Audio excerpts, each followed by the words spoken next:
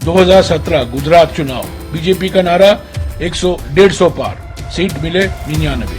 218 छत्तीसगढ़ चुनाव, नारा 50 पार, सीट मिले 15। 2018 मिजोरम चुनाव, नारा 21 पार, सीट मिली 1। 2019 हरियाणा चुनाव, नारा 75 पार, सीट मिली 40। 2019 झारखंड चुनाव, नारा 65 पार, सीट मिली 25। 220 दिल्ली चुनाव, नारा 45 पार, सीट मिली 8। 221 तमिलनाडु चुनाव, ये याद रखने लायक है क्योंकि बार बार प्रधानमंत्री जा रहे हैं। 2021 तमिलनाडु चुनाव, नारा 118 पार, सीट मिली 4। 2021 बंगाल चुनाव, ये भी प्रधानमंत्री जब वापस जाते रहते हैं। 2021 बंगाल चुनाव, नारा 200 पार, सीट मिली 77। मैं खुद अभी जा रहा हूँ नागालैंड, मिजोरम, त्रिपुरा, असम, मेघालय। यहाँ 25 सीटें हैं और जैसा कि आपने कहा अरुणाचल में विधानसभा के चुनाव भी हैं।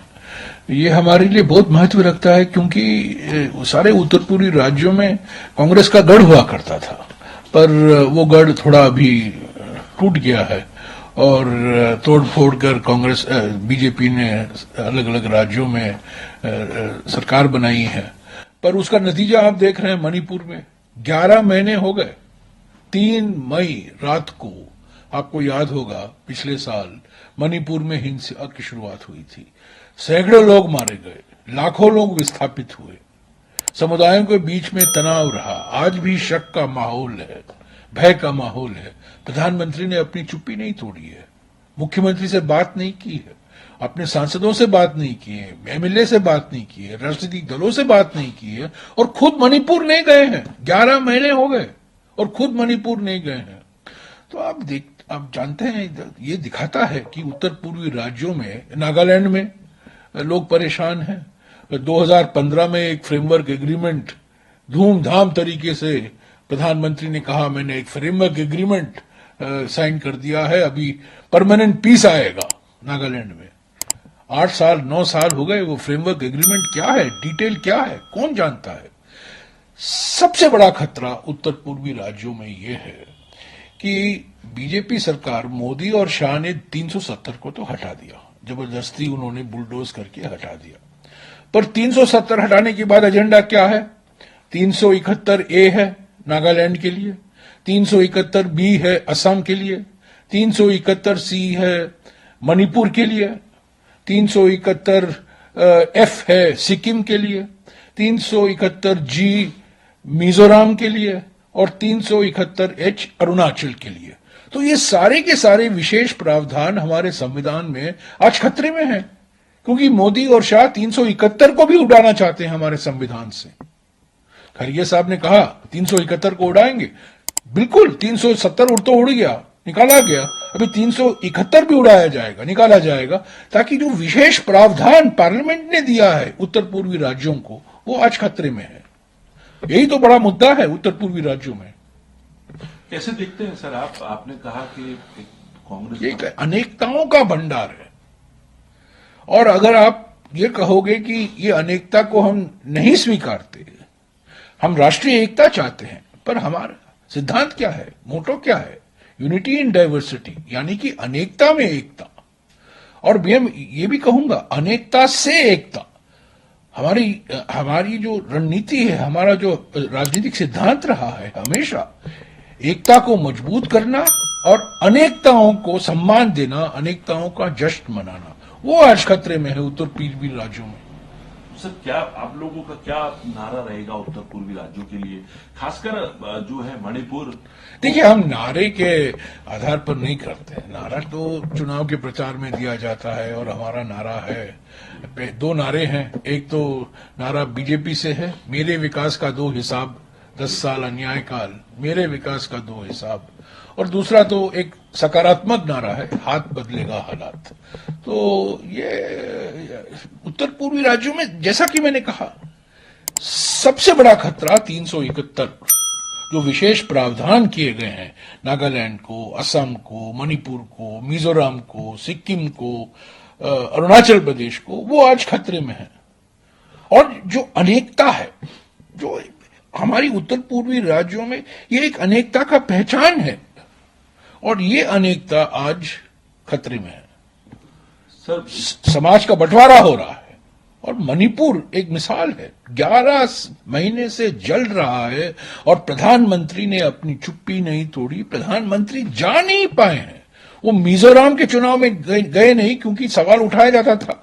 अब मिजोरम में आए, मणिपुर में क्यों नहीं गए? क्यों प्रधानमंत्री मणिपुर नहीं गए हैं?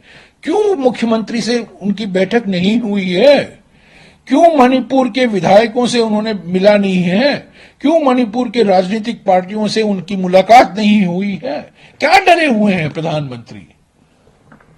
सर, लेकिन प्रधानमंत्री तो आरोप कांग्रेस पार्टी पे ही लगा रहे हैं कि जो है आप लोग इस वक्त डिवाइड करने की राजनीति कर रहे हैं, विभाजन की राजनीति कर रहे हैं। और आपने 370 विभाजन, यही बात, विभाजन के उस्ताद कौन है? विभाजन के उस्ताद तो यही है ना। इनका जो मूल सिद्धांत है, समाज को बांटो और हुकूमत में आओ। समाज बांटने का काम बीजेपी, आरएसएस करती है। ये आज हमें कहते हैं कि हम करेला का माफिया हैं, घी डालो शक्कर डालो पर हम करेला ही करेला रहेगा। पर करेला तो आपके स्वास्थ्य के लिए बहुत अच्छा होता है। प्रधानमंत्री भूल जाते हैं, करेला खाया जाता है अपने स्वास्थ्य को मजबूत रखने के लिए। कांग्रेस अध्यक्ष के भी एक उसी बयान को, जो आप 370 और 71 की बात कर रहे हैं, वो कह रहे हैं कि कश्मीर की समस्याओं के लिए जिम्मेदार कौन है? और कांग्रेस पार्टी, अरे भाई, देश की परेशानियों कश्मीर को आप पूरा राज्य का दर्जा कब वापस लौटाओगे? सुप्रीम कोर्ट ने कहा है दर्जा वापस लौटाओ, 2024 सितंबर के पहले चुनाव करो। क्या रणनीति है आपकी? ठीक है, 370 हट गया। लद्दाख को अपने लद्दाख में अभी मांग है, देखिए लद्दाख के नागरिक संस्थाएं मांग कर रही हैं हमें 6 शेड्यूल दीजिए, अलग राज्य का दर्जा दीजिए। इस पर आप क्या कहते हैं?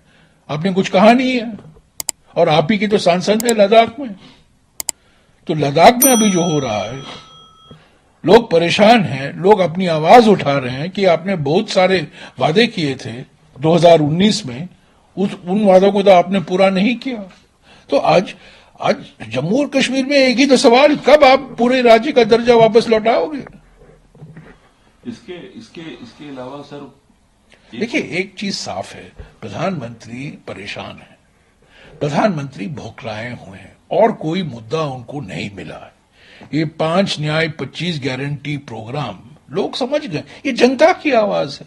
महिला न्याय, युवा न्याय, किसान न्याय, श्रमिक न्याय, हिस्सेदारी न्याय, यही तो मुद्दे हैं।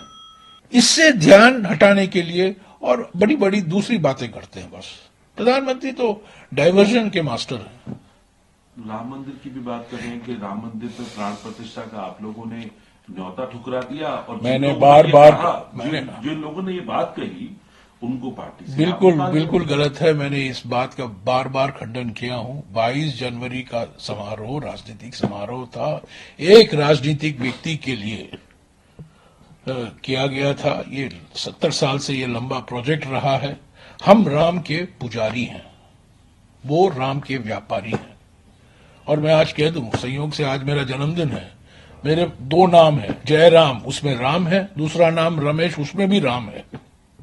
तो हमें कोई एंटी राम नहीं कह सकता। ये भक्ति है, आस्था है। मेरे कमरे देखिए, राम ही राम है। यहां पीछे देखिए क्या है, ये देखिए, यहां देखिए रामचरितमानस, ये देखिए। पर मैं खड़े होकर नहीं कहता हूं मैं रामचरितमानस जानता हूं, ये मैं नहीं कहता हूं। ये आस्था है, ये निजी मामला है। ये राजनीतिकरण करना धर्म का, ये धर्म को घटाता है, राजनीति को भी घटाता है। तो इसीलिए हम राम के व्यापारी नहीं हैं, हम राम के पुजारी हैं। एक और बात है सर, बीजेपी का कैंपेन जो है, प्रधानमंत्री भी इशारा करते हैं 400 पार। आप लोग किस तरीके से देख रहे हैं इस 400? देखिए, मैंने एक अच्छा है, आज सुबह ही मैंने मुझे एक मैसेज मिला। 2017 गुजरात चुनाव, बीजेपी का नारा 150 पार, सीट मिले 99। 218 छत्तीसगढ़ चुनाव, नारा 50 पार, सीट मिले 15। 2018 मिजोरम चुनाव, नारा 21 पार, सीट मिली 1। 2019 हरियाणा चुनाव, नारा 75 पार, सीट मिली 40। 2019 झारखंड चुनाव, नारा 65 पार, सीट मिली 25। 220 दिल्ली चुनाव, नारा 45 पार, सीट मिली 8। 221 तमिलनाडु चुनाव, ये याद रखने लायक है क्योंकि बार बार प्रधानमंत्री जा रहे हैं। 2021 तमिलनाडु चुनाव, नारा 118 पार, सीट मिली 4। 2021 बंगाल चुनाव, ये भी प्रधानमंत्री जब वापस जाते रहते हैं। 2021 बंगाल चुनाव, नारा 200 पार, सीट मिली 77। 2022 हिमाचल चुनाव, नारा 45 पार, सीट मिली 25। तो ये पार पार नारा देना बड़ा आसान है, पर हकीकत जो है बिल्कुल विपरीत है उससे। तो ये एक ढंढोरा पीटने में ना इनका कोई मुकाबला नहीं, अपना खुद का ढंढोरा पीटते रहते हैं। 400 पार, 400 पार, 400 पार। इस बार 400 पार सिर्फ एक नारा नहीं है, इसके पीछे राजनीति भी है। और ये राजनीति समझ लीजिए, पहले विवेक डिब्रॉय से कहलाया था आर्थिक सलाहकार, बाद में अनंत हेगड़े से कहलवाया, बाद में ज्योति मिर्धा से कहलवाया राजस्थान में। ये सब फ्रिंज एलिमेंट नहीं है, ये सब प्रधानमंत्री के सलाहकार हैं। प्रधानमंत्री को खुद शक्ति वो धैर्य नहीं है, हिम्मत नहीं है बोलने की, दूसरों से कहलवाते हैं। इतनी सारी कठपुतलियां हैं। ये असली मकसद संविधान को बदलना, बाबा साहब अंबेडकर संविधान को निकालना और नरेंद्र मोदी और आरएसएस के संविधान को लाना, क्योंकि ये पंथ निरपेक्षता के खिलाफ हैं, ये सामाजिक न्याय के खिलाफ हैं, ये लोकतंत्र के खिलाफ हैं, ये हमारी लोकतंत्र की प्रणाली पार्लियामेंट्री सिस्टम के खिलाफ है। तो यही तो है ना 400 पार का मकसद, यही है कि हमारा बाबा साहब अंबेडकर का संविधान बदलो, आरएसएस और नरेंद्र मोदी का संविधान लाओ। भारत की जनता कभी इसको स्वीकारेगा नहीं। सर, आखिरी सवाल मैं पूछना चाह रहा हूं, वो है स्मृति ईरानी कह रही हैं लगातार कि अमेठी की जनता जानती है गांधी परिवार आएगा यहां पर, लेकिन वो ये भी जानती है कि 19 लाख मतलब कई लाख परिवारों को प्रधानमंत्री ने राशन दिया। वायनाड में वो जाते हैं, कहते हैं वहां परिवार है, तो क्या आप अमेठी के लोगों की लॉयल्टी नहीं समझते हैं? वो कुल मिला के हमलावर जो है वो ठीक है, ये चुनाव प्रचार है, स्मृति ईरानी को कहने का पूरा हक है। उनको स्मृति ईरानी का जवाब अमेठी की जनता देगी जब चुनाव होंगे। पर इसमें मैं स्मृति ईरानी के साथ मैं तू में नहीं पड़ूंगा। वो बहुत कुछ सारी चीजें बोलती रहती है। ठीक है, वो चुनाव लड़ रही है, प्रचार करना उनका अधिकार, लोकतांत्रिक अधिकार है, और हम लोकतंत्र में विश्वास रखते हैं। प्रधानमंत्री के माफिक नहीं है हम। लोकतंत्र में हमारा पूरा विश्वास है।